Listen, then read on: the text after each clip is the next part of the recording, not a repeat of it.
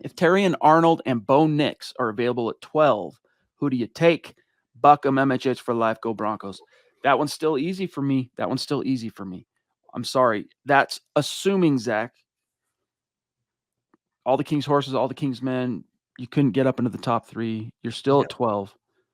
So I'm also part of that calculus assuming gone are the top 3, possibly even one more quarterback, because there are a lot of QB desperate teams in the top 12 this year. I'm still taking the quarterback. I don't know, dude. I don't know. I've vacillated a little bit on this. Zach, what's your answer? Same. I'm going back and forth in my head. I can make a pros and cons for either prospect. I think I'm still probably exploring trading down, Phil, unless I'm 100% dead set on Bo Nix. From what I understand, based on the scouts and what they're saying out there, it could be Nix and Penix that drop to late day 1, early day 2, and JJ McCarthy, everyone's least controversial quarterback prospect out there, is rising up and could be a top 10 pick. So I don't know. I could go either way with these. I'm still not really loving the idea of a cornerback right there. I mean, it would be the dream to have those two dudes as your boundary corners. I mean, good Lord, Arnold and PS2. However, and the draft purists start yelling at their phones when I say what I'm about to say, which is,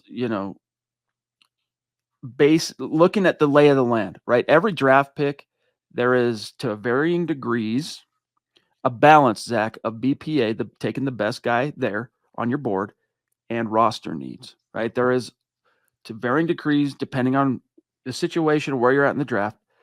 Do the Broncos absolutely need a number 2 corner right now? No, they don't. They have one of the best corners in the league and a couple of young guys, one of whom they drafted last year in Riley Moss. What do they need? They need a freaking offensive tackle. They need a freaking edge rusher.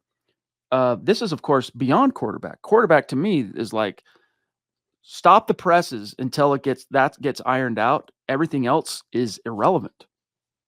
Yeah, I definitely can see the argument against Arnold there. The only argument I can make for him is the fact that you might not have PS2 much longer. I'm not saying that the Broncos are going to trade him, but at some point he's going to want to get paid, and he's going to get paid a fat contract. And if you're the Broncos, do you cut that deal when you're going through a rebuild or you're going through a multi-year process? Do you cut a record-setting contract for a non-quarterback?